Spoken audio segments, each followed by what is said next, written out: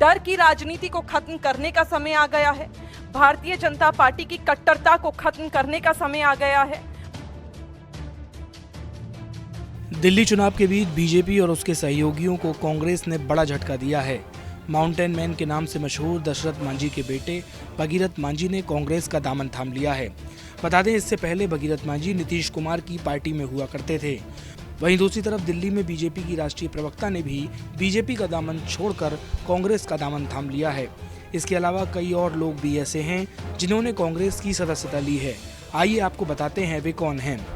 Bhagirath Manjhi mountain man Dashrath Manjhi के बेटे हैं। मनोज प्रजापति अखिल भारतीय प्रजापति कुंभकार संघ के अध्यक्ष हैं। निशान आनंद आम आदमी पार्टी के राष्ट्रीय प्रवक्ता रहे हैं। अली अनवर अंसारी प्रख्यात राजनेता और समाज सेवक वरिष्ठ पत्रकार हैं। डॉक्टर जगदीश प्रसाद जो हार्ट सर्जन और भारत सरकार में पूर्ण स्वास्थ्य सेवा के महानिदेशक रहे हैं। इसके अलावा निकात अब्बास जो बीजेपी की पूर्व राष्ट्रीय प्रवक्ता रही हैं, वे भी कांग्रेस में शामिल हो गई हैं। इसके अलावा प्रसिद्ध लेखक फ्रैंक हुजूर भी कांग्रेस में शामिल हुए हैं। इन सभी को शामिल कराते हुए कांग्रेस प्रवक्ता पवन खेड़ा ने बीजेपी पर जमकर निशाना साधा। श्री भगीरथ मांझी जो माउंटेन मैन हैं दशरथ मांझी साहब, उनके सुपुत्र हैं।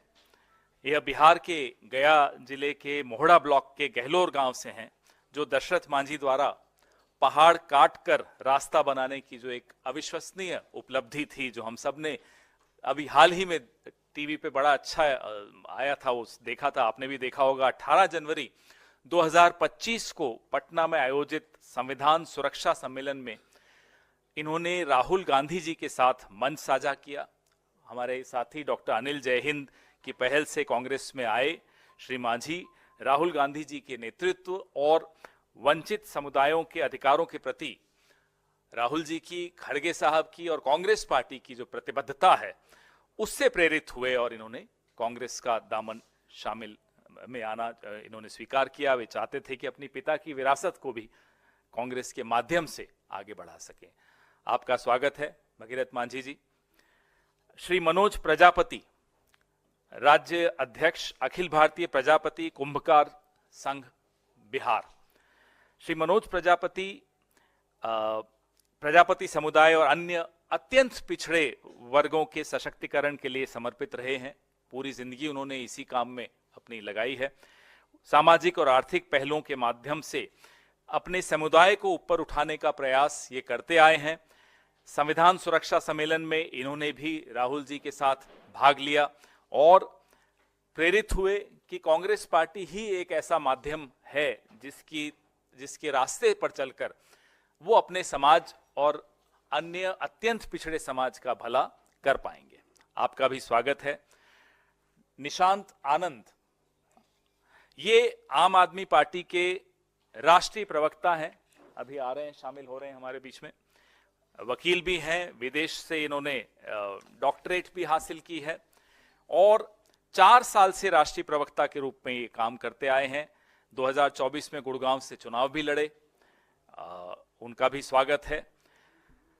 अली अनवर अंसारी साहब, इस नाम से आप सब वाकिफ हैं। ये एक प्रख्यात राजनेता हैं, सामाजिक कार्यकर्ता हैं, वरिष्ठ पत्रकार हैं, ऑल इंडिया पसमंदा मुस्लिम समाज के संस्थापक हैं और इनकी किताबें बड़ी पॉपुलर हैं। सर के बल खड़ी मुस्लिम सियासत एक किताब ये है। दलित मुस्लिम वंचित समुदाय मुस्लिम समुदायों के संघर्षों पर यह किताब केंद्रित है। ये पूर्व में राज्यसभा सांसद भी रह चुके हैं। हम इनका भी तहे दिल से स्वागत करते हैं। पद्मश्री डॉक्टर जगदीश प्रसाद, ये प्रसिद्ध हार्ट सर्जन हैं, भारत सरकार के पूर्व स्वास्थ्य सेवा महानिदेशक भी रहे हैं, बिहार के नालंदा जिले से आते हैं और एमबीबीएस और एमएस सर्जरी इन्होंने एम्स से की थी। जो भी स्वास्थ्य की फील्ड को समझता है, जानता है, इस नाम से वो सब बहुत अच्छी तरह से वाकिफ हैं। निगहत अब्बास जी भारतीय जनता पार्टी की राष्ट्रीय प्रवक्ता रही हुई हैं और इन्होंने अलग अलग रोल्स में बहुत काम किया भारतीय जनता पार्टी के साथ, कई कार्यक्रमों में हिस्सा लेती रही और टीवी पर मुझसे भी बहुत लड़ी हैं। हिंदी में भी लड़ी, इंग्लिश में भी लड़ी, उर्दू में भी लड़ी, हर भाषा में लड़ चुकी हैं मुझसे। आज आपका भी हम स्वागत करते हैं। फ्रैंक हुजूर साहब, फ्रैंक हुजूर साहब एक प्रसिद्ध लेखक हैं, स्वागत है आपका, पत्रकार हैं। इनकी प्रमुख कृतियां Imran versus Imran, the untold story और सोशलिस्ट मुलायम सिंह यादव, ये इनकी कृतियां हैं। राहुल जी के समर्थन में ये सक्रिय रूप से हमेशा योगदान देते रहे। भारत जोड़ो यात्रा में भी इनसे हमारी बड़ी लंबी चौड़ी मुलाकात हुई थी और भारत की जो विविधताएं हैं उसके प्रति ये प्रतिबद्ध हैं। ये उस उसूल को और उस सिद्धांत को जो हम बचपन से सुनते आए हैं कि अनेकता में एकता, भारत की विशेषता, उसके ये हिमायती हैं और उसको और मजबूत करना चाहते हैं। सामाजिक न्याय के लिए संघर्षरत हैं। उस दिशा में इनको भी यही लगता है कि कांग्रेस ही एक माध्यम है जिसके माध्यम से देश में न्याय लाया जा सकता है, समाज में जो त्रुटियां हैं वो ठीक की जाए। क्योंकि मैं सबका साथ, सबका विकास, सबका विश्वास कह देने थे, मुझे लगता है कि विश्वास नहीं आता। सत्ताधारी पार्टी को कहीं भी शोभा नहीं देता कि वो बटेंगे तो कटेंगे वाली राजनीति कर कर। मैं सरल भाषा में इस बात को कहूंगी कि एक तरह से एक समुदाय के लोगों को चाबी लगाने का काम किया जा रहा था कि आप उकसोगे तो लड़ोगे, और वही काम आज भारतीय जनता पार्टी ने करा है, चाहे वो उत्तर प्रदेश हो, चाहे पूरे देश में हो। जहां जहां सरकार है वहां वहां लगातार एक समुदाय को सेकंड क्लास सिटीजन बनाकर छोड़ दिया गया है। और यही कारण रहा कि मैं उस सोच की तरफ आगे बढ़ रही हूं जो कांग्रेस पार्टी की सोच है कि साथ रहेंगे तो मजबूत रहेंगे। उसी को आगे बढ़ाकर आज कांग्रेस पार्टी की जो परंपरा निरंतर रही है, चाहे वो धर्मनिरपेक्षता के साथ काम करना हो, चाहे अल्पसंख्यक और हर समुदाय के लोगों को साथ लेकर आगे बढ़ना हो, हर वर्ग के लोगों को का उत्थान करना हो, उसके साथ मैं आगे बढ़ना चाहती हूं। और मुझे लगता है कि कांग्रेस पार्टी का ये मजबूत मंच हर समुदाय के लोगों को, हर वर्ग के लोगों को हर तरह से समानता का अधिकार भी देता है, अधिकारों की लड़ाई भी करता है और सबको, हर एक व्यक्ति को, चाहे वो किसी भी धर्म जाति से आता हो, हर एक व्यक्ति को वो मंच प्रदान करता है कि वो विकास का हिस्सा अपने आप महसूस कर सके। डर की राजनीति को खत्म करने का समय आ गया है। भारतीय जनता पार्टी की कट्टरता को खत्म करने का समय आ गया है और दिन प्रतिदिन आप देखिएगा कांग्रेस पार्टी किस तरह मजबूती से आगे बढ़ रही है, क्योंकि इतिहास गवाह रहा है।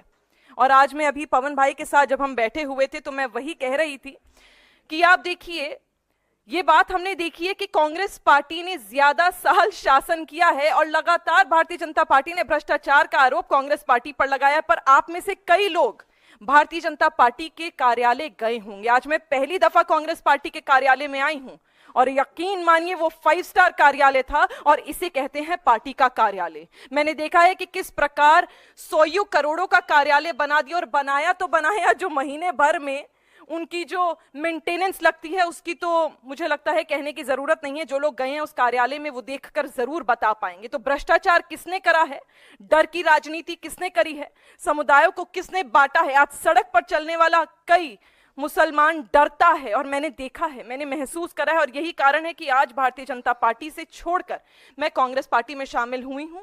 और मुझे, जैसे कि मैंने कहा, इस मंच के माध्यम से अपनी कौम का, देश की लोगों का, हर कौम का सेवा करने का मौका मिलेगा, रोजगार को बढ़ावा देने का मौका मिलेगा, सोशल इक्वालिटी पे काम करने का मौका मिलेगा। और जैसे कि कांग्रेस पार्टी का इतिहास रहा है कि इंक्लूसिव पॉलिसीज पे काम करेंगे।